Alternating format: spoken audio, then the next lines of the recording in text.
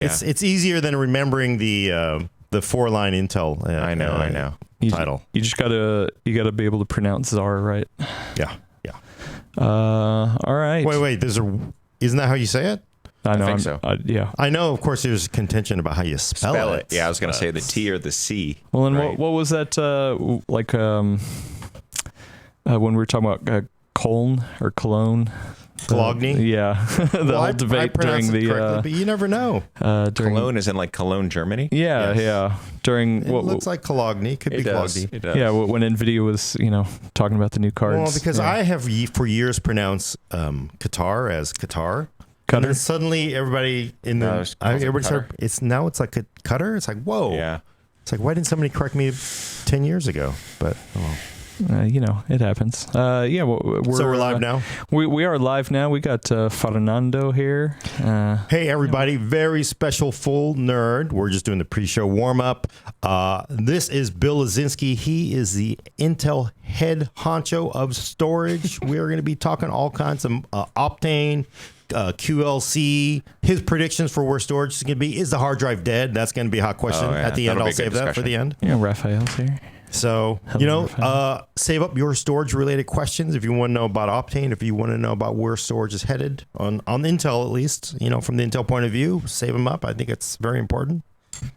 Oh, and we got Prashant here as well. Yeah, great. Well, it looks like everything's working. It's working. Yeah, We've had technical difficulties, but we are here. Nothing in the entire office is working. Yeah, if your card key reader, I shouldn't even say that. Yeah, somebody could be listening. They'll come up and down the street, and they came up like all the doors are unlocked. It's like, hey, shouldn't we have somebody here? I think they're all locked now, though. So there's going to be a sequence of events. We're going to have somebody come in the middle of the show, and then all of a sudden our internet's going to get cut both at the same time, and it's going to look real weird. Yeah, I'm just kidding. We're hopefully not. That's not going to happen. And here we go. We got Vignesh here and Patrick. Yeah, everybody. Everybody's showing up. So cool.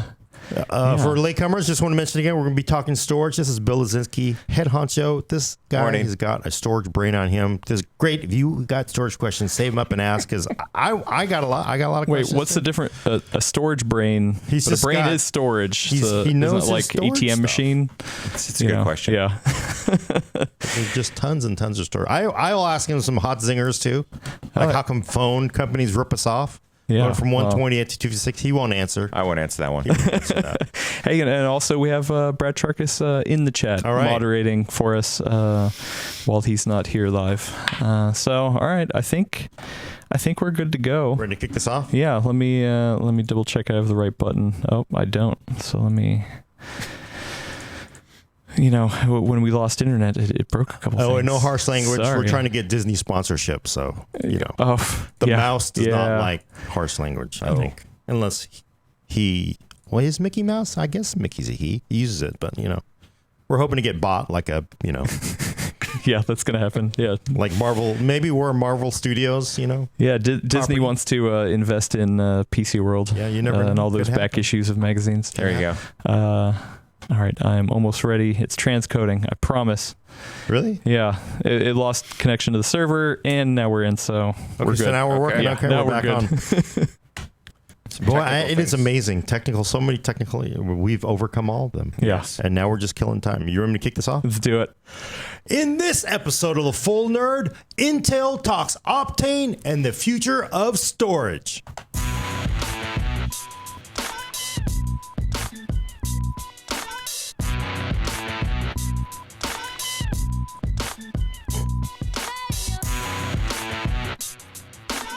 Welcome to a special edition of The Full Nerd. I'm your host, Gordon Baung, with Intel storage czar Bill Lazinski. Good morning, Gordon. Good morning. And Adam Patrick Murray, of course, controlling the horizontal and vertical. Yeah, morning, I did Adam. it. Yeah, I made it through today and all the technical difficulties. You didn't have internet 15 minutes ago. Yeah, it's amazing. We made it work. We made it happen. That's the power of Intel storage. We are streaming from my Verizon 4G phone. Just so you know, I'm just kidding. No, we're not. No, we're not. We're not. It would kill my plan. I'd be like, no, you're over your cap. They cut us off 5 minutes of broadcast time. So very special. Bill Lazinski, he is a VP at Intel. He is basically managing of Optane, QLC, all the storage products. Yep. I really want to talk to Bill about Optane stuff because I'm excited about Optane. I've done a couple reviews on it. It's awesome stuff. But of course, I guess the first question, we got to get this out of the way. Intel and Micron, you guys are splitting up the CDs and like somebody has to take the dog and that kind of... Yeah, all partnerships, well, maybe not all partnerships, but we've had a really good partnership with Micron, and we're just headed different directions. Early this year, we announced that we're going separate directions on 3D NAND after the current generation. And then in July, we announced that we were going to go separate ways on 3D XPoint or Optane technology as well. And so that's kind of what's been happening. The other thing that happened was, Micron announced last week that they want to purchase the other half of the factory that we own with them jointly. So. Oh, okay. So they get to keep the apartment, I guess. Well, go with however you want to think about the analogy. Yeah, who gets the cat? Who's so does that mean we're going to see disruption with 3D XPoint and Optane or? No. I mean, just like on NAND, this has been part of our agreement kind of since the inception. And so, things are coming to an end and, you plan for that and here we are. And so, when we separated on 3D NAND, we had brought it up in our factory and, and we'll do the same thing on 3D XPoint. Okay. For now, as far as Optane itself goes, we actually have some great examples of it here. This is a consumer Optane memory module, M.2, 32 gigs. You basically use this. I guess there's been some contention as to whether you would call it cache but it's not really. It's sort of like tiering, I guess, in a lot of ways. Yeah, system accelerator, we're trying to come up with words that make it easy for consumers versus, talking about functionality, if you will, right? I mean, I guess technically it is kind of a cache, right? It uses RST, right? Our caching software, so. But I guess it's because I ran into this with a competing product where people would say, well, because we're not, I guess a cache sort of implies you're storing the information on both. Since the cache it's separate. It's not really caching. It's actually we're a tier. We're keeping fast stuff here, right. Keeping slow stuff here. Yeah. It's just a lot of the people are still working out the terminology. Yeah. And I think in servers, we talk a lot about caches versus tiers, but not so much in client products. Okay. But for people who don't know, Optane is different than NAND in how? Well, great question. So the underlying part of what we call Optane is the 3D XPoint memory, and it's something that we've been working on for the better part of a decade, right? It's kind of the first new non-volatile memory since kind of NAND came on the scene in the late 80s. So it's a huge, amount of technical work to make it happen. It's a different set of materials. So you're not moving electrons to change zeros and ones. You're actually changing the properties of the material. So it's a completely different thing. So it's kind of a all new way to think about things. Right? But still, I mean, it's still silicon based, but it is very much a sort of logic that's behind it then, I guess. Well, what's the best way for all memory products have logic underneath, but the cell that you change from a 0 to 1, instead of storing electrons, you're changing the state of the actual cell itself, right, into a 0 or 1. So it's a different technology. It makes it faster. It has different capabilities than NAND. With NAND, the way you read and write NAND's pretty fast to read from, but to write it is pretty slow, right? You have to kind of clear a big block of it, erase it, and then you can write it. This is 3D XPoint is a write-in-place memory, so you don't actually have to erase it. So that's how we get those, high performance and better quality of service.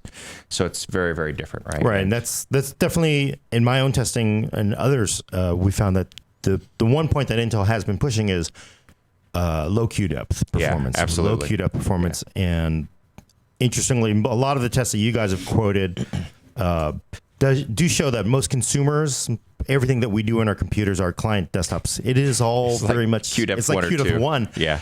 And then there's sort of that disconnect with a lot of the benchmarkers, because a lot of people, a lot of a traditional NAND SSD, it's just parallel controllers. Yeah, right? You need multiple die to get the performance, because they're all, especially if you're doing writes, you got to get them all busy because they take so long on a relative basis to complete a write. And so Optane's just different. That's why, 16 or 32 gig of Optane is way faster than, 128 gig or something like that NAND SSD. Right. And a lot of that is because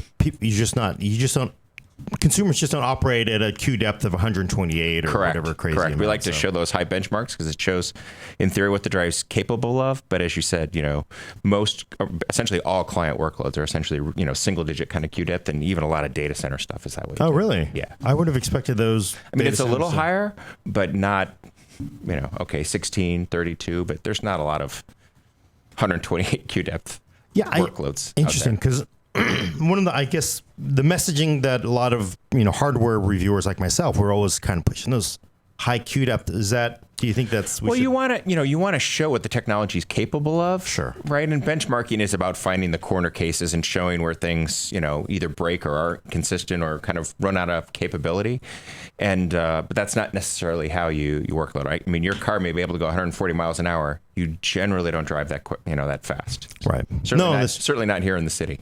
Yeah, no, yeah, you don't even move at all here in San Francisco. No. I was on Highway 80 today to get here, and it was about 15 or 20 miles an hour if we weren't stopped. I not to hijack this, but I think instead of all the investing money in self-driving cars, we should just invest in those.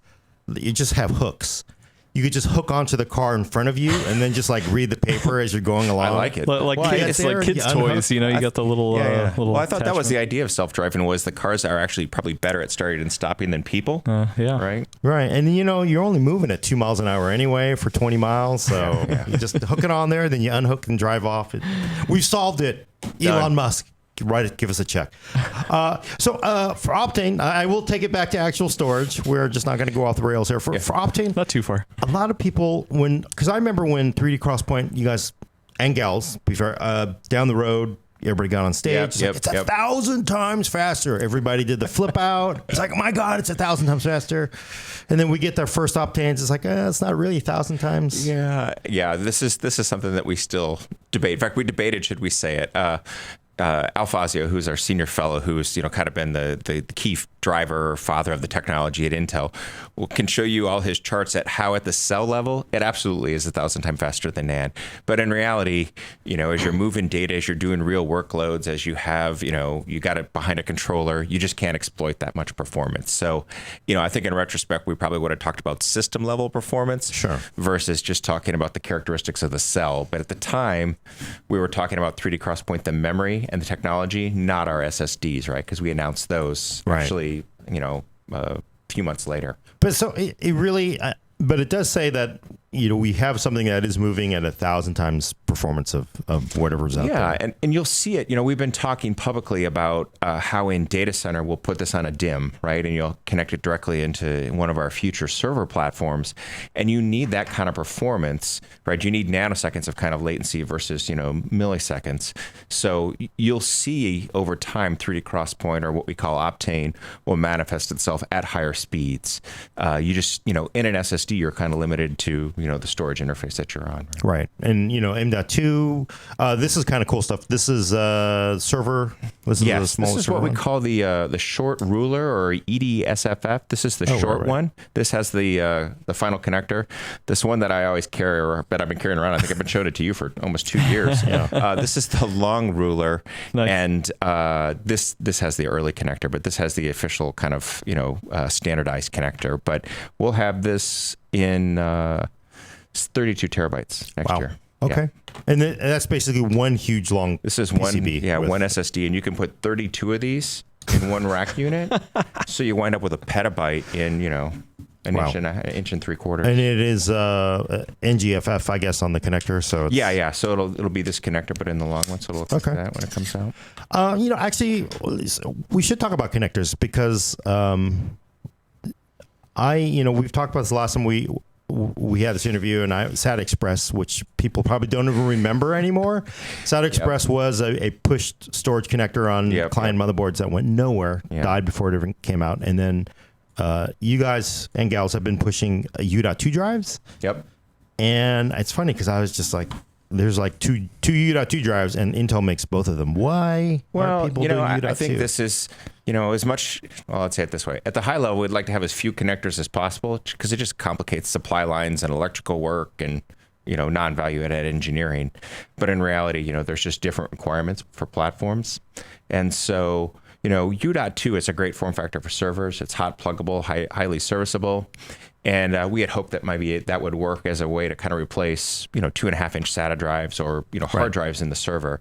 And in reality, I think people want something that's going to look more, kind of this form factor or an M.2 or something more like that. Right? Yeah, that in reality, it is what has happened. I think it's unfortunate because one of the issues with all these U.2s is the motherboard makers are stuffing them under really hot components, and these things, once you heat them up, it's not the greatest. Well, they all will thermally throttle, right? So you don't wreck the device. And so I know we've been spending time with the different motherboard manufacturers trying to talk about what's the best way to strike the right balance to make sure you get performance. I mean, the idea, to your point, the idea behind the U.2 was you could get maximum performance at 25 watts, right?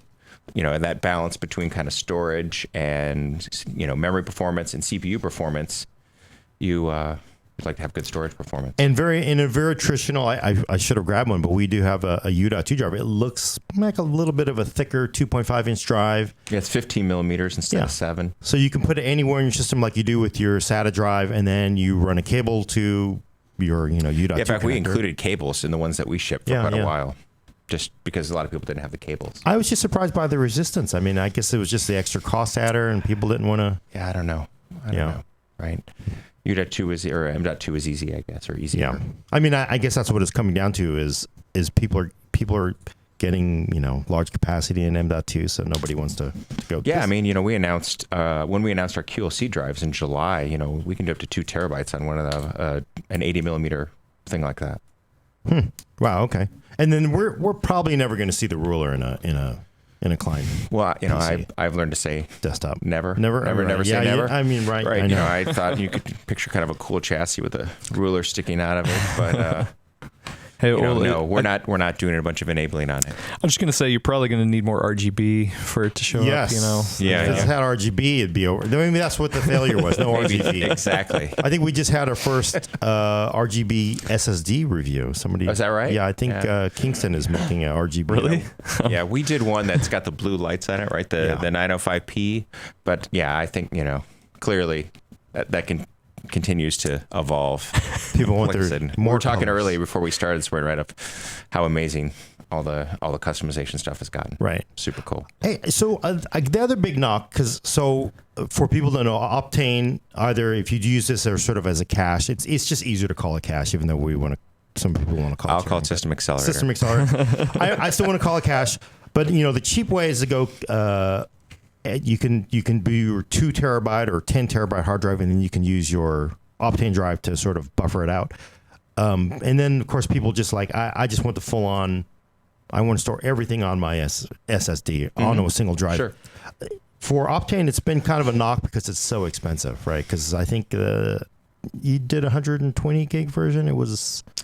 First one was 280 for client. Okay, for right? client. We did a 375 gig for the data center. Okay, and that's a PCIe card. Yeah, right? yeah. But it's just sort of like it when you're looking at 375, and that gets you basically probably a 2 to 4 terabyte traditional NAND drive. Is it how long is it going to take for us to catch up? And do you have to catch up? I guess I don't know if we ever have to catch up, given that it's got performance. I mean, the highest end users are willing to pay for performance, right? But that's a smaller part of the market, and Optane is part of that. That's why I think in this system accelerator piece that you're showing, it will Optane memory, as we call it, will accelerate anything that it's slower than.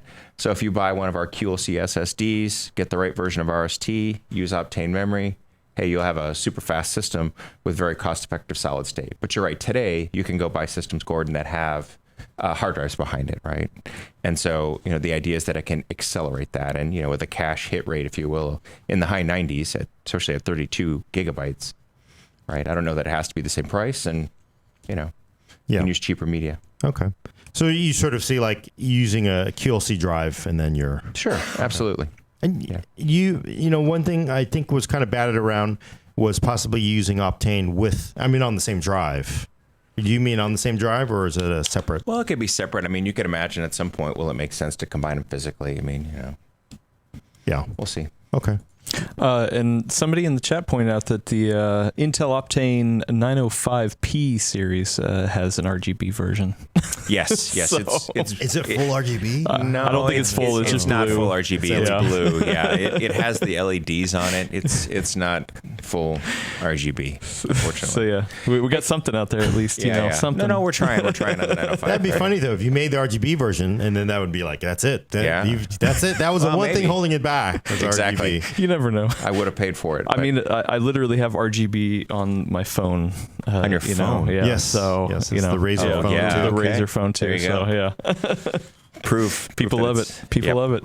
Yep. Hey, can I bring up one thing? One of the questions I get, Gordon, I don't know if you're going to bring it up, was, hey, there's this 3D XPoint thing, and you keep talking about this Optane thing.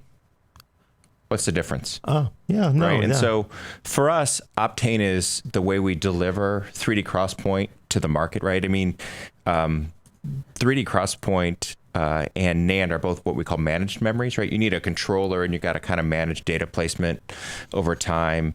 And that's a lot of code. There's hundreds of thousands of lines of firmware that runs on one of these things. So for us, Optane is our controller, the firmware, the overall package that it takes to put it together and make it a complete solution versus just using 3D XPoint, which is just a memory. All right, and then the 3D XPoint, of course, is owned by both jointly by Micron and Intel, right? Yeah, So- correct. So they can, we they share can the choose to do technology. it. Yeah. Yeah, so Optane, 3D XPoint was, of course, the original launch 1,000 times faster, and it Correct. is. But getting all the other Implementation-wise, yeah. getting everything to catch up to it, which is probably going to take years. It feels like. For it to catch up to what? Well, I mean, for everything else to catch up on the PC to evolve. Like I like the most exciting thing that people like did. A lot of people don't understand why I've always been so very jazzed about sort of the future that 3D XPoint and Optane brings is putting it into a DIMM. Like right now in data center, you have what's called Optane persistent memory, right? Yep. And for people who don't know, it is a DIMM. It goes into a memory slot, On a DDR4 server. slot on a Yep. server, and they're huge, right? They're like 512 gigs at this moment. 128, 256, and 512. Yeah, so 512 gig memory storage. DIMM. Yeah. But it's really the thing that's hard is if you've been on PCs for a long time, it's a real brain bender because is it storage? Is it memory? Well, and that's the thing, I think just like everything in our business, it'll evolve, right? To take advantage of something like Optane memory, you don't have to rewrite your software. We add that intelligence to the RST software stack and it just takes care of it. But, longer term, if you're going to use a DIMM, in a server or who knows, in a client in the future, you're going to want to take advantage of that persistence. And that does require a lot of software work. And so, the PC's evolved a lot and we think it will continue to evolve to have new characteristics. Right. But I mean, one possibility, and I got to be careful here. People, he can't talk about the future because there's lawyers. They're like everywhere looking. They're watching this. They got those big, long, legal yellow notepads taking stuff down. Well, and now they found out the card readers aren't working, Yeah, the so card they're readers just are going to good. come straight in. You got to be careful what he can say, what he can't say. But this is me saying it. The future could be but think about it. You take your desktop. Right now, most of us have, 16, 32, 64 gigs. You go up to 4 terabytes of Optane, whatever it is, the 3D XPoint-based memory in the DDR slots, whatever that's going to be in the future. How in the world do you just turn the computer on. And it's on. It's just on. It isn't like loading stuff and moving stuff all over the place. It's just... Yeah, we've been showing some of the capability of what you can do with it in the server that, taking a system down for maintenance and then bringing it back really quickly is, huge performance improvement. It takes a fraction of the time. So, it definitely brings a lot of characteristics when you invest the time in the software. So, like I said, I think all of the platforms, have a great future around this technology. I'm looking forward to this. Like, again, I do know that at the original launch, one potential feature was no DRAM, but probably some DRAM, and then you've got just a massive, again, 4 terabytes. Yeah, I mean, of if memory. this is maybe a little techie, but we talk about the memory storage hierarchy. When does it go from being memory to being storage? And that's all kind of a relative amount of time, how far it is from the CPU, right? If you think about it, if you could, you'd put everything in the cache right on the CPU, but obviously that's super expensive, despite megabytes of cache now. But then you really use DRAM as that next level of memory or storage, if you will, or the next part of the memory hierarchy. And then, Optane SSDs and then NAND SSDs. And, so. Colder and colder. It's the hot, cold. Exactly. You guys Exactly. Yeah. And you have that maybe not quite as many levels as you would have in a data center, but certainly you have that in clients as well. Right. Huh. Yeah. Because obviously, you can sort of read between the lines. Obviously, Intel's thinking about this, but he can't say anything. But just think about it, because it would be an incredible future, right? There's no more waiting for anything. It feels like. I think if Anand were here or GB were here, I mean, we've got Chris Walker. I would think the PC client's got a great future. A huge investment by the company with a lot of different technologies. So okay.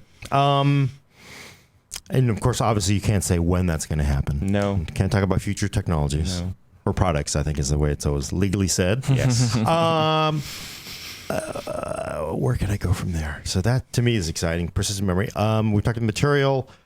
M.2. Oh, NVMe. So just not to get too nerdy, but so NVMe, Intel started this journey, feels like maybe 5 years ago. 5 years ago. What's the next evolution? Well, it's funny, you talk about kind of thinking about things long term and persistent memory. When we started working on NVMe and proposed it to the industry, we were working on 3D XPoint at the time, right? The vision of having the NVMe software stack replacing SATA and moving to PCIe was because we knew there were faster things that we were working on. It was a benefit for NAND, but honestly, it was our strategic, technology people who realized we need something much, much faster for storage if we're going to take advantage of 3D XPoint or Optane technology. So we did NVMe, brought it to the industry. People saw the advantages of it, and it's been standardized. So, but PCIe, the SIG has announced PCIe Gen 4. Right, so that effectively doubles the bandwidth per lane, and the PCIe Gen 5 spec, which will again double the bandwidth per lane, will be coming a year or two after that. So, I think there's a strong future for very high performance storage. Sure, and for people who don't know, NVMe, non-volatile. God, I'm going to screw this up. Non-volatile memory express is this a specification that was a rework of all the storage protocols for talking to your hard drives, and they were literally written for talking to hard drives. Threw all that out, made it there was just a ton of weird legacy stuff, I guess, in there. They wrote software when the bottleneck was always how fast could the hard drive run, and so they didn't optimize the software. The commands weren't optimized, and NVMe was not just an evolution, but a really big step forward in how do I shrink that software latency when I'm doing storage work, right? And make it fast so I can take advantage of new technologies like 3D NAND, like Optane. Okay. All the different persistent memory technologies that are going to be coming out from everybody. Yep. And so for PCIe, the interesting thing, a lot of people were surprised is the original Optane drives, the memory ones I think they were just by 2, or were they PCIe? They were by 2. They were by 2. Is a thought that you just don't need the by 4 because you're paying extra power? Yeah, the team did a lot of work to just optimize and figure out what's the best bandwidth that we would need at the given time, and so they chose by 2. And we had done a lot of work with the OEMs, and we were thinking about by 2 is how we'll split it apart, and then we'll just have by 2 storage, and that'll be good enough for the given time frame. And since then we've continued to evolve, and things will evolve to by 4 and such. Okay. And I guess, you don't really need as many lanes once we get the PCIe 4. Right, yeah. Like the 905P and stuff is a Gen 3 by 4, but... Right. And that's plenty of bandwidth for it, so... Well, I'm sure there'll be applications that will want more bandwidth down the road, right? And so, we'll continue to evolve the product line. And actually getting, because the Optane memory was pretty much for most normal consumers, and then you sort of had the PCIe, like the 905P, very high performance. It seemed like it was really hard. It's been actually very difficult to prove the consumer use cases for them because it's so high performance. I remember one of the original demos for Optane in Folsom when we all went up. They had us all up for a demo. Yeah, the day we announced the technology. Yeah, and it was like, hey, look, you can somebody doing a 3D render with like 1 billion particles, and you showed this, the Optane drive versus a very high performance Intel NAND drive, and the Optane drive was just killing it because of the low latency. Yeah. When is that going to get to the point where a consumer might need that? Because that was probably an extreme. It's like 1 billion water particles. It was cool. Yeah, it was amazing. Whirlpool. It was amazing, right? But. So, I'd say, hey, the high end, all Optane SSDs, right? We expect folks that are working on gaming engines and gaming technologies to take advantage of that. There's a bunch of additional proof points we've shown on high-end video or photo editing. So call it prosumer, if you will. But, we've been talking a lot about content creation and seeing more of people taking advantage of that on high-end clients. And so we definitely see that's a great place for Optane technology. Okay. And it's just developers have to take advantage of it. Yeah, it's like everything, right? Software continues to evolve. And once they know the technology is out there, they realize what they can do with it and get excited. In fact, one of the first groups that got super excited about it was actually the game developers, not so much initially for making the gaming play faster, but they actually realized it would actually speed up their builds of all the games while they were developing, right? So they actually deployed it as, something to help them first, and then, they'll add the support for making their engines faster or taking advantage of the technology in their engines. Okay. So I guess we'll get there eventually, hopefully. We will, yeah. Or we'll also get to the point where they can use 16 cores and all the goodness that have been here for gaming and all that. Yes, exactly. It's hard, right? It's very hard. Yes, especially just for hardware people. You want it now because you got all the good stuff now. You want it to be used. A lot of people go out and they buy it, and then it's just simply waiting. Ray tracing. That's not on you. That's on somebody else. Well, I've been around a while. Like, how long did we have USB ports before we had full? Oh yeah, that support? Was just, yeah. It is really hard to remember that it does take a long, long time. Even the most basic thing like USB has transformed computers. Oh, totally. But it took a while. It took forever. It didn't work with the original version of Windows. Well, originally it wasn't hot plug. Yeah. Really? Yeah. Oh wow. Okay. Yeah. I see. I'm not reliably. Maybe I'm dating myself, but yeah. I mean, there was a lot of work done on those initial revisions to make it kind of fulfill its promise of experience. Yeah. I got to say the first, what was that? It was a 440B. One of the very early Intel motherboards I bought it because it was like, back then you read in the magazine, it has USB support. Yeah. Well, I get the board. And it was like you could see where the USB ports were on the board, but obviously they had just removed it. Oh, there were no. They just weren't populated. Well, it was an Intel chipset board. It wasn't an actual Intel, so they weren't populated. So the chipset has support for USB, but the motherboard vendor said, hadn't actually brought out the. What are you going to use this for? There's no USB stuff, so there's like nothing. You saved 50 cents on a connector or something. And it was worth it for them. But there you go. I was not happy. Of course, at the time I was like, well, there's no USB. I guess it didn't bother me for years, and then later on it's like, oh. Well, and is this the thing? Whiskey Omega on Twitch says Windows 95, then Windows 95 with USB support. Yeah, OSR2. Exactly. Oh, yeah. man. Windows 95 OSR2. That's a good memory right there. Yeah, that's exactly. We were going to have just nothing but old timer PC show. We were talking about the good old days. Yeah, good old days. I love talking about that old stuff. Yeah, but it's very interesting because looking at the analogies, because USB it took forever to come. And Bluetooth, the same thing. Even Bluetooth on phones was horrible. It was yeah. I mean, you're always amazed how long it takes, but then when it finally works, right, it's a great experience. I mean, I guess it's sort of like SSDs because the first SSDs came out and it was like it seemed ridiculous at the time. They were awesome, but 32 gig SSD, right, 5 times the price of a hard drive, super expensive, right? Yeah, and now, right, none of us would have a machine without an SSD. Yes, exactly.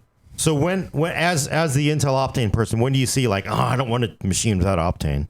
So I'm gonna give that's a gimme. I hope that's coming soon with Optane memory, right? I think that's too but easy. You don't want too easy. Yeah. That one's too easy. I'm not going to put a year on a cord, and you know that. But because it's one of those things where they seem, as we talked about USB, it seems to take a really long time. But then you can't remember when you didn't have it, right? I'm hoping Optane will be like that soon too, right? Where you get the performance in. Right. The low QDEF. It's although it does feel like one of the challenges is like, if I go to the store and I'm a consumer, I look at an Optane drive, even a high performance one, and the capacity versus the price, and I'm just gonna go for the cheaper, even though I know I'm not gonna get all the performance because it's just not enough to matter. It feels like. Yeah, I think that'll continue for a while, right? I think you'll see Optane drives continue to get better from a performance standpoint, and that'll attract more users, right? Software will get optimized. And, all memories have a pricing curve. And so, we're right at the start of Optane. And so you'll see that come down over time as well. Okay. Or here's the other thing, though. Intel also makes QLC, quad level cell, for people who don't know. Yes, 4 bits per cell. I guess what's the best way to put it? So originally SSDs came out, you put 1 bit in, and then it got cheaper. Well, let's put 2 in, it slows you down. Nobody will notice, and then they're going to put 3 in. Now we're going to put 4 in. Yeah, I mean, you think about it, NAND, it's been around since the late 80s, like we talked about when we kind of started this morning. But it's been on an amazing trend the last few years. It took a while, longer than we wanted, to get to 3D NAND. But at least for Intel, we've gone from 32 to 64, and then we're going to go do 96 layer next. And in that same kind of time window, we've gone from 2 bits to 3 bits to 4 bits per cell. So a massive increase in density, which essentially manifests itself as a more cost-effective product. Right, and more cost-effective product also means slower, folks. And that's the one thing that kills me, because the first SLC SSDs came out, they were almost all uniformly fast. And then things have gotten worse and worse. Like some of I have seen some legitimate TLC drives that I use for storing games on, and they are as slow as a hard drive. Well, I don't know. That seems like not a very well designed one. I'll maybe say that. Yeah, not your brand. Somebody else's. Bad. You can buy cheap ones that have lower quality for sure. But I think if you're buying one of the top brands, you're going to get good performance. And then, at least like for our QLC drives, we have added a big SLC dynamic cache on the front end. So for the vast majority, right, we were talking about low QDEPs earlier, the vast majority of users, it's going to look a lot like an SLC drive. They're going to get great performance, and it's going to be super cost effective. They're going to get high capacity, right? No need for rotating media. Yeah, and although I want to save that question for later, but for the I don't want to pick on the rotating media folks yet. No, they got their lumps coming. In a notebook, right? You want the reliability, you want a thinner form factor, and it's just easier to do that with something in solid state. Right, but I guess for like consumers, I look at consumers, and we've been saying just buy an SSD for the longest time. But we're to the point now where some of the SSDs are just not that great. And there are legitimate, really good ones. There's a lot of good ones. Yeah. And there are products that are just not that well implemented. And I think it's just sort of hard. And as we get to QLC, I kind of see it possibly getting worse for some other, general, as a product category. Let's hopefully, we won't have a lot of, consumers that are buying products with low quality SSDs and they have a bad experience. But I'm sure some of it will happen. Okay. All right. We'll might as well ask it then. So since we're there picking on them, our hard drive's dead. I think you had predicted before. Price point was it about maybe 40 cents? Oh yeah, now it's it's been a while. It's gotten way cheaper on SSDs. I won't be the one to call the end of hard drives, Gordon, because things tend to die more quickly and tend to last longer, and it seems like all of a sudden, right, tube TVs were going to last forever, and then you woke up one day and they were gone, right, and everybody had a flat panel. It'll be like that, I think, on hard drives, right? For a lot of clients, particularly mobile clients, I think even, the super thicker, cost-effective ones for education and stuff, I think you'll start to see those move to SSDs in the next year or so, just because it's getting so cost-effective. And, they'll live on for as long as people want them for capacity storage. I think they'll live longer in the data center, actually, than they will on clients. But it's just become, you get enough capacity out of something that's solid state, and it's a better experience, as we've been talking. Put an Optane memory in front of it, it's even better. So, I think just over the next few years, you'll just see fewer and fewer hard drives, certainly in mobile form factors. Okay, but because the one thing that I've always felt has been the escape hatch for storage is more capacity. Yeah. 10 terabytes, 12 terabytes, not those products have been out for a while now, and they keep going. And I think they will, right? And will you see those in client PCs so much? I don't know, maybe, but probably not so many. But as we started this discussion, right, we'll have 32 terabytes in this, and that's actually denser than a hard drive. So yeah. That would be. Believe me, I would rather have this over a hard drive. Yeah, sure. What does I can't even imagine what that costs. Oh. If you got to ask, you can't afford it. There you go. What they say. Well, you need a data center full of them, right? Yeah, that's true. And then when you go into that store, there's a reason why high-end stores, they don't have price tags on them. And so people like us can't let me do a scan out and go check Amazon, but no. Okay, so hard drives might be around then. But I guess you're right, because laptops are, it's pretty rare to see them only in the very budget end laptops. Yeah. But desktops are still there. Well, I think the NAND capacity, if you look at the floor of a hard drive in the $30 or $40 price range, how much SSD can I get for that same price point, right? And suddenly, if I don't need a 750 gig or a terabyte, and I'm comfortable with 128 or 256, suddenly it's less of a trade-off, and it's just an easy decision to say solid state. Right. Get that better performance.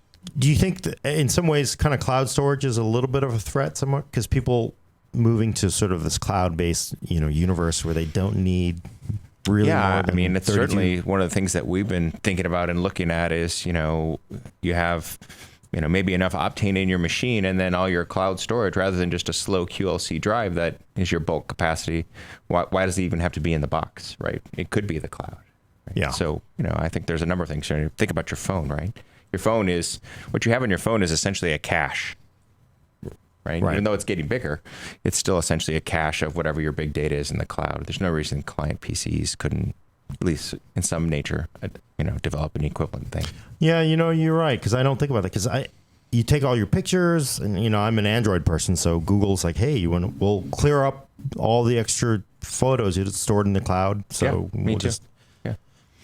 That's interesting. Yeah, it is more of a cache. But let me ask you this. I want to ask because, like, if you go, this is the 128 gig version, which I paid like through my nose for.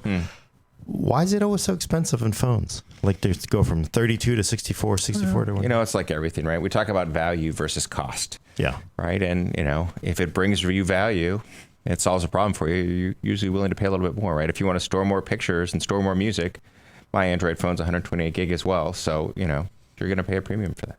It's just crazy that they cost so much more. I was talking to a friend last night. He has a 256 gig iPhone. And he was like, this. It's like, what? It's not even the largest one. Yeah. Well, I mean, if you think about it, you've got some pretty high resolution cameras on there. If you want to store a lot of pictures, you're going to need a lot of space. Yeah. But yeah, you're right. Yes, it is acting like a cache. And I guess the way people just download all their games, I mean, we still download them though. I mean, I'm always a believer in the client having the game locally, but you don't like keep a CD or DVD around anymore. You just download it and exactly.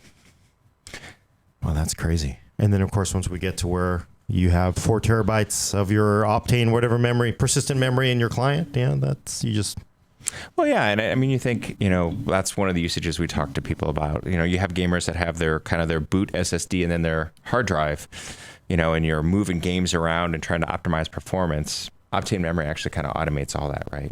Between the software and the drive, you don't have to move games around or anything. It just accelerates it. Yeah, and I like that's one feature that I don't think people are aware of is you can do a primary boot fast drive, whoever makes it, and then you can actually now use Optane memory to cache what's behind buffer or whatever you want to call it to your slower hard drive or QLC drive. The team has been super responsive to like feedback we've been getting from end users and trying to add new capabilities, to try to make it as useful for people as possible. But that was a request we got from a bunch of end users. Has the feedback been pretty good on that? Because it seems like it makes a lot of sense. Yeah, and you get a lot of feedback from a lot of the high end users of, well, why can't I just get a single big drive? And it's like, sure, but we've really optimized this for a lot of mainstream users or even mainstream gamers in the sense that you don't have to worry about moving your data around. It works. You don't have to mess with things and you get a great experience. Sure. No, and I can see that. I'm waiting for a 2 terabyte main SSD to get cheap enough where I can run that. Yeah. But then I'm just the kind of person, I'm never going to give it my hard drive. So I just got to have, because I have a lot of photos. So Gordon, when our hard drive's going to die? I'm kind of like with you. I think you will just wake up, but I can't see. I think hard drives are here for the next 5 to 10 years, perhaps. Yeah, it's hard to say. When did the TV tube go away? I don't even remember a year, right? Suddenly you had it forever and then you didn't. Yeah. Yeah, but there were still always people that just hung on to them, Sure. Yeah. So my sister has one. Yeah. Yeah. It's huge. Does she use it? I don't know if she does, but I think it's one of the problems is she can't get rid of it because it's too heavy to move. I understand. We had one like that, right? 300-pound Trinitron kind of thing. Yeah. You had to get all your friends over to help and give them beers. Yeah. But it really is. It did go like that. We went from tube TVs to, it was like, it felt like it would never happen. And then it did feel like overnight somebody came in and stole everybody's tube TVs. Yeah. By the way, the first thing that went was we actually track it. We look a lot at what we call technology diffusion, trying to understand, if it's a new technology, how fast can it, diffuse into the marketplace? And there's a lot of work that's been done from gas lamp lights to electricity to SSDs, and flat panels actually was one of the fastest things to actually transition versus the kind of the standard diffusion curve. Oh, really? Yeah. No, I mean, so it went faster than we expected. Right? I wonder if it was slower or faster than the fax machine is what I'm trying to think. That's a good question. Though actually, we still have this. Yeah, I was gonna say, talking to a doctor, and he was like, "Yeah, they still have to fax us stuff. It's the card in my PC, but they still fax it." Oh yeah, there's sometimes there's legal requirements for that only cover facsimiles. They're not, and they don't cover electronic transmissions. It's really funky. Huh. Wow. Okay. Yeah. No. See, we've strayed into technology evolution. Yeah. I gotta say, because people still don't. I am really legitimately jazzed.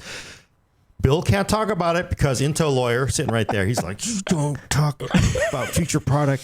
But I'm really excited because I can't imagine the world, and it's going to happen, where you really just have a 4 terabyte memory drive, whatever it is. Yes. You turn it on, Windows or whatever OS you run just points to what you want to go to, and you're there. There's nothing. Highly efficient, better battery life. Yeah, and you put it to sleep, it consumes no power. It's just simply off, and it's just like, it's crazy. Talk about old time computers. I used to have this HP OmniBook 300, and it had the OS on a ROM. I'm not even kidding, right? It had Windows 3 on a ROM, little pop-out mouse. I should bring it in. I still have it. And it's very similar to that, because you just simply turn it on, and Windows didn't have to load from an SSD, which would have been slow. It's just simply, it woke up from the ROM, and it was ready to go. Fast, yeah. That kind of future. I mean, it really feels like we are going to get there, right? But because computing will continue to evolve, and the experience will get better. Nice. Notebooks will get thinner and lighter. It's the future. It's the future. Before we wrap up, we got some questions that I've been piling up. Okay. If you don't mind. No, great. This is like a rapid fire session. Here we go. Do I get like points? Yeah. Okay. Yeah. You will be graded at the end of this.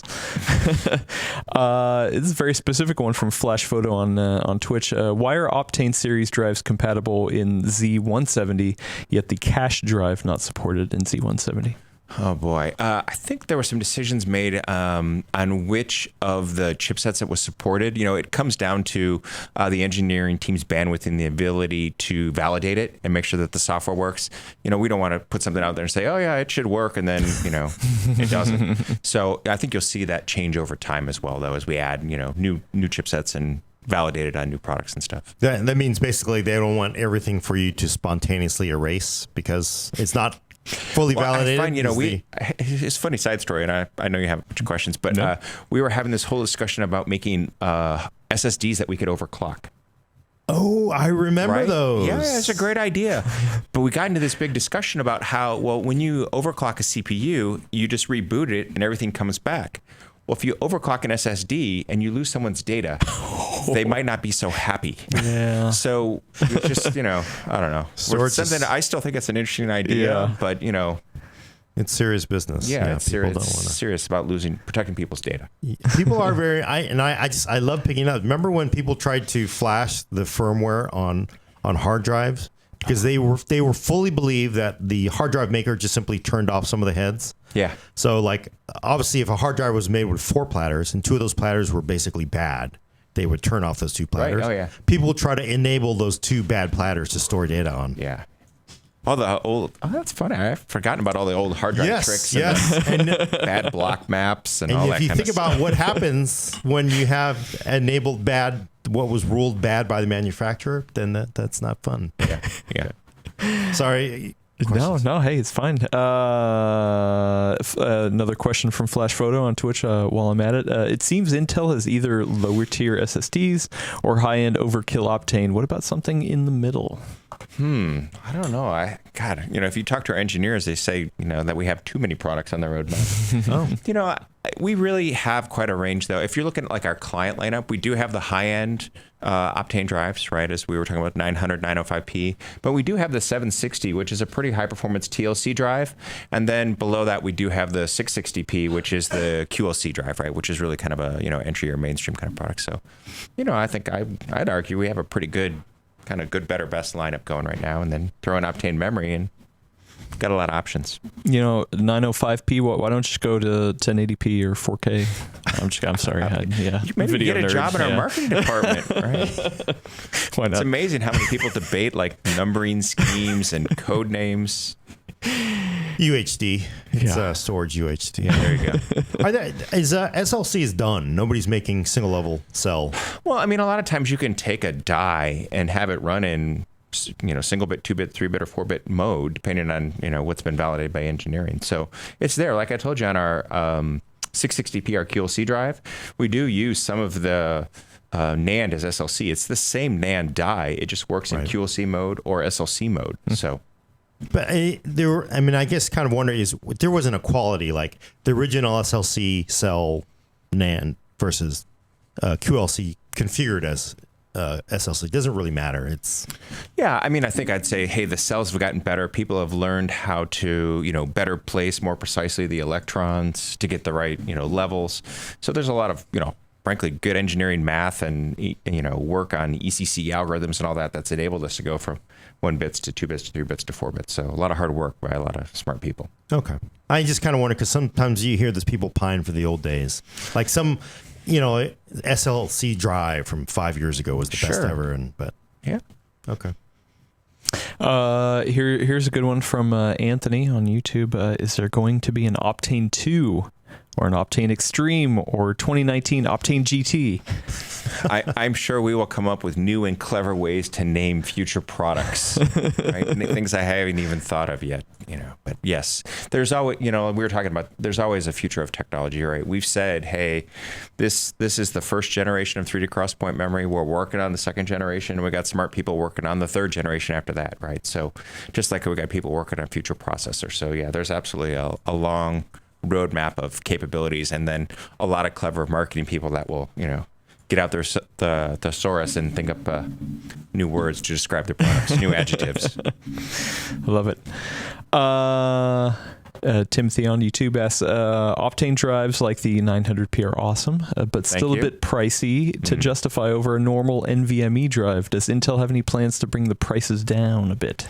Yeah, I think like all technology, you will see the price come down over time, right? As we get more familiar with manufacturing in high volume and building more of drives, the technology just comes down a curve. We were talking about how NAND was super expensive when it first came out, and, now it's, replacing, hard drives in most PCs. So technology has a learning curve, and it'll come down over time and be more cost effective with each kind of successive generation. Okay. You got the cost thing out of the way, that happens. The pricing is great though. It's just insane, right? I'm just waiting for the 2 terabyte drives to hit the right price for me. Yeah. So coming soon. Yeah. And off a random note, Pascal is just asking Gordon, are you switching to the ThinkPad instead of the HP? What's going on here? I think I dropped it one too many times. He tried to get it to start this morning a couple times. Yeah, actually, it's bad. It wasn't starting this morning, and and it's because what happened is it fell off my desk with the USB-C connector on it, and it just simply. Whoops. Yeah, and I think it yanked on the motherboard a little hard. So, whoops. I'm trying to. I maybe the SSD though. So I'll find out. Yeah. Open it up and try to replace SSDs. Reseat it. This is nice, and I just wanted to use this because I have to review this. X1 Extreme. It's good. X1 Extreme. Nice. Nice. It's beautiful. Corporate. Yes. Back on topic. Alex on YouTube asks, they must have skipped the discussion earlier. If you could reiterate, why not use U.2 connections on all Intel SSDs and HDD? What Gordon and I had talked a little bit earlier is we had tried and actually thought it would be a great one for desktops. But, just trying to get all the motherboard OEMs to enable the little connector and kind of drive the whole industry there, it just took a while. And the feedback we got was people want M.2s. So we've been spending a lot of time trying to get technology in the M.2 form factor like the 905p. But yeah, I thought U.2 was a great thing for desktops in particular. He won't say it, but it's your fault, internet, because you always want the little tiny M.2. You don't go for the bigger thing. So you bought it. That's where all the money is.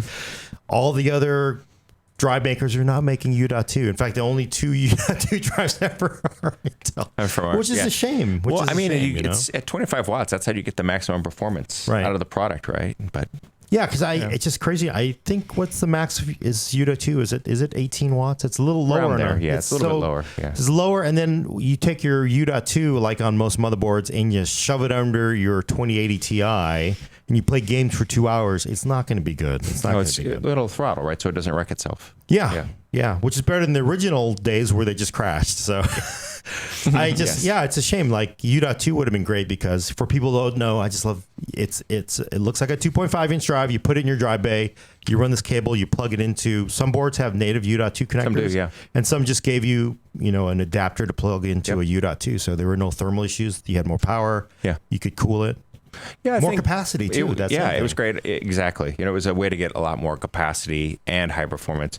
I think the other thing that we've seen, Gordon, is some of the PCIe add-in cards that'll take a by 16 slot and take 4 U.2s. Oh, yes. And give you really good performance that way. So you see that, but Yeah, which is, that's good too. Yeah. But it's a bummer that, U.2 didn't It's more take bandwidth off. than U.2. But yeah, I agree. We really thought it was going to happen. So yeah, we invested in products and enabling and. But it's your fault, Internet. He won't say it. It's your fault. Karen on YouTube, instead of separate Optane drives, why don't you use RAM for data caching? RAM is cheaper than Optane. At a given capacity, DRAM is actually more expensive than Optane, right? If you think about a DRAM die, they're kind of 8 gigabytes, right? Most of the Optane die are 128 gigabytes, so it's actually a more cost-effective memory. But if you want to spend enough money on RAM, RAM's still faster, right? You're still going to get a better performance if you use more DRAM. So you can certainly do that. Although the scary thing though is it's not persistent. It's not persistent. So say if you had a 64 gig DRAM cache, which has been done before, sure. Suddenly there's a power outage. Yeah, you're gone. Okay, it's all gone. Because if you use a mem drive, it has to write all that to cold storage. If it hasn't saved it, it's obviously a problem. Yeah. So, yikes.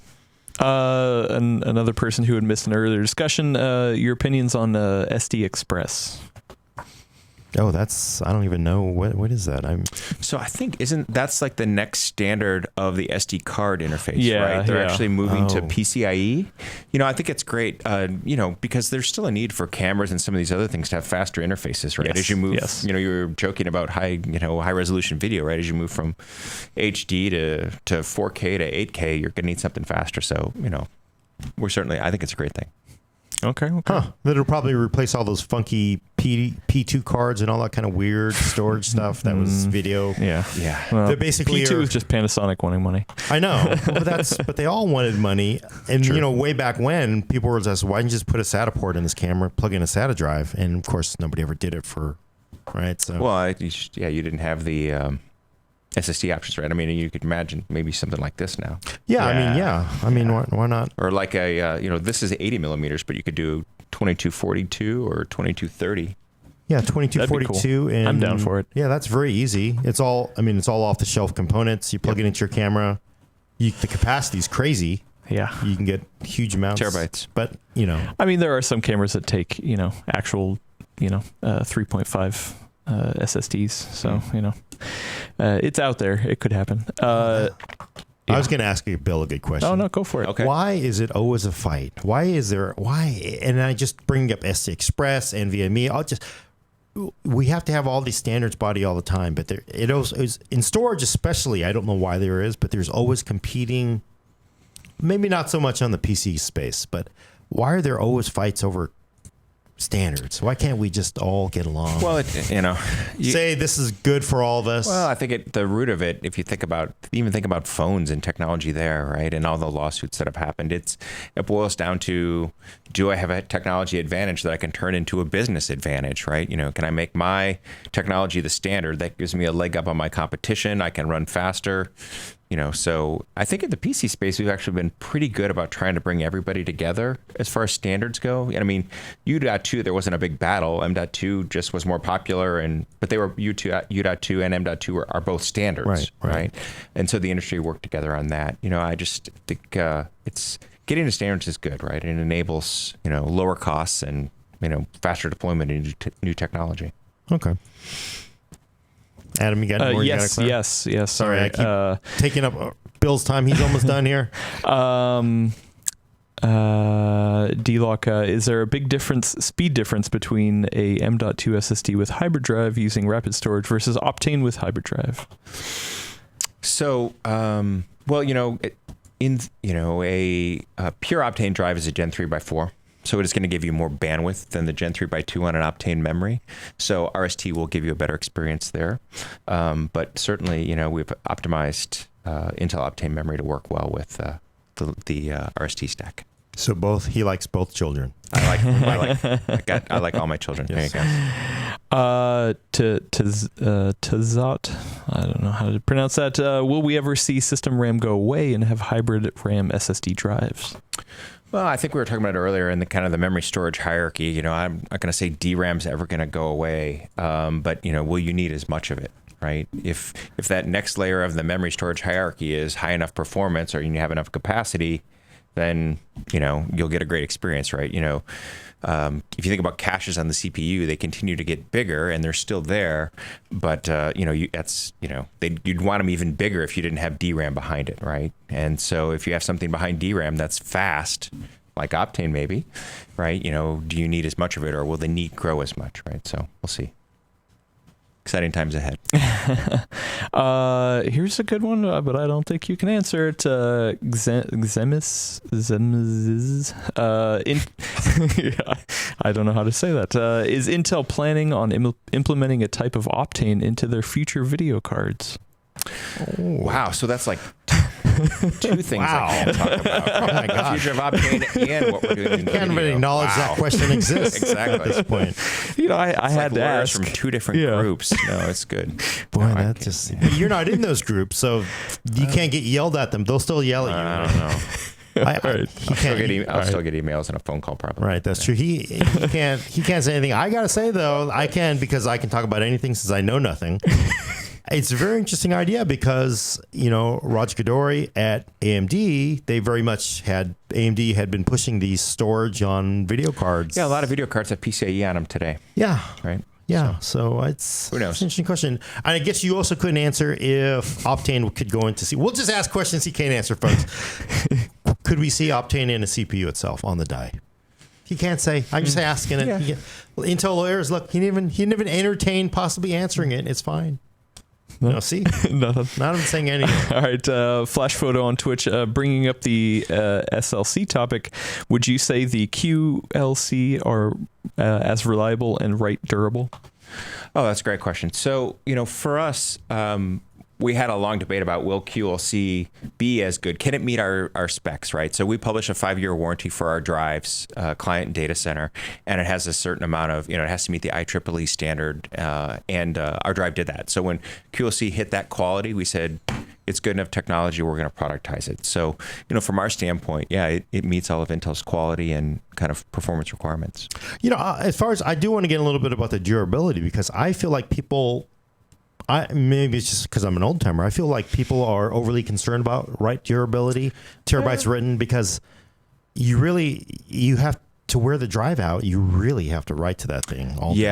Yeah, and you realize it's hundreds of gigabytes a day. And again, we're not saying there are no workloads that don't do that, so that's not what we're going to say. But we're going to say the vast majority of people don't write anywhere close to that. We even in the data center, we started out our data center SSDs at 25 drive writes a day, right? I can fill it 25 times a day, and then we kind of realized, and as the customers, right, that was super expensive, and it was way more effective to go to 10 drive writes a day, and now we're down to 3 or less than 1 on a lot of our products, and people just realize, as much as you think you write, until you really go look at the workload, you'll be surprised. Right. You're really not writing that much data. And then for client, especially once it's, when you hear worn out, like it won't write to it anymore, I think people think it just stops working.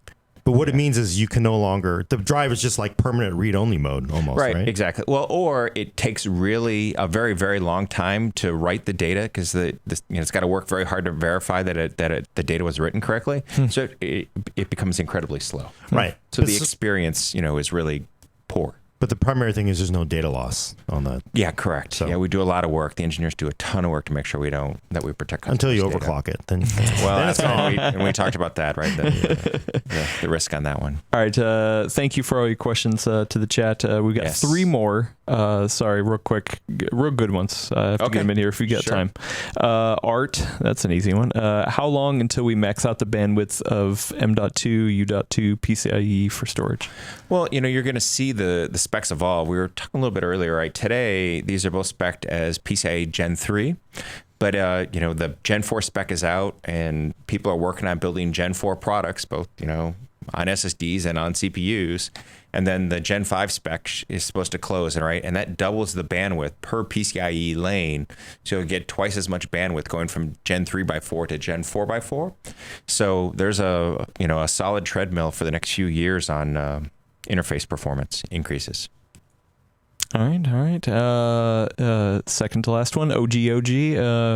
When will Intel adopt PCIe 4.0 or PCIe 5.0 interface for Optane? So we haven't talked about product specifics yet and when we'll do that, but you can imagine that is something we would absolutely do, because a faster storage interface will really allow us to showcase the performance benefit of Optane, but I won't give an exact date today. And the very last one. Like Gordon expected me. Yeah. But I was going to write it down right here. We're going to write a story right here. And the very last one, we have all these people asking, where are all the 9900K units? Why can't you provide all those 9900Ks? They're all being turned into Optane drives. Exactly. All of them. All being turned into. Yeah, exactly. I am no longer doing CPU stuff, and I've been doing the storage stuff for about 7 years now. So nice. We'd have to get one of the client crew on. Obviously Intel's trying to, meet as much demand as we can. We like selling units to people that want to buy PCs. So. But now you get to go and write an email saying, I got a lot of questions about 900K, but I don't have any direct user experience with it. Exactly. I need a demo unit over exactly. There we go. Someone over here. And say, come on.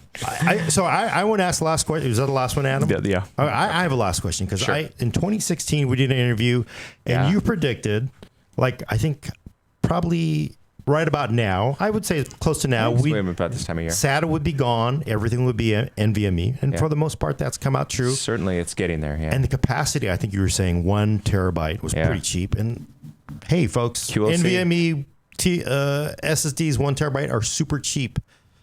So Bill is Nostradamus of storage, and I'm going to ask him in 2020, what are your predictions of what we might see in general, not any future Intel products, but just in general where we could be? What are we all shooting for? Well, I think we've talked about a lot of it today, Gordon.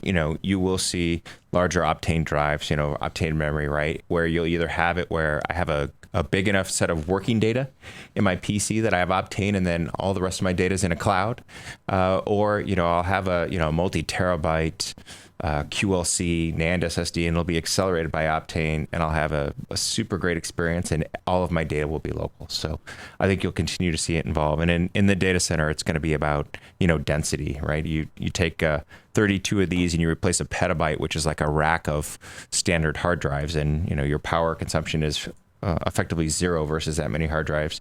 It weighs a fraction. The reliability is better. It's easier to cool than a hard drive. So from that standpoint, you'll see the data centers evolve quite a bit as well. So lots of new technologies ahead. Okay, I'm reading between the lines. 4 terabyte, 4 terabyte PCIe 4. I'll just throw that out there. Okay. 4 and 4. Something? 4 and 4. That makes 4 sense. 4 terabytes right? by Gen 4x4. 4x4x4. That's good marketing. I like that. Oh yeah, maybe, you're right. Maybe we could use that. All right. Wait. So 4 terabytes PCIe 4. What's the fourth one? By 4. Oh, by 4. 4 lanes. Oh, that's right. Oh my God, that'd be incredible. Nice. All right. Could you imagine that PCIe 4 by 4 on a? Okay, I like that 4 by 4 by 4. Yeah, let's go work on that. We just created something right there. I like it. All right. Anyway, Bill's got to get to work. I want to thank him for being here. Yeah, thank you. So check back next week for your fix of PC talk on the Full Nerd. For audio listeners, subscribe to us on iTunes, Google Play, or Stitcher. Also, leave a review every time you do. Hard drives grow by 1 terabyte and get cheaper by $10. Send questions and comments to thefullnerd@pcworld.com. Thanks for coming. I'm Gordon Ung with Bill Lazinski. Thank you. It was a pleasure to be here. Thank you, everyone, for attending.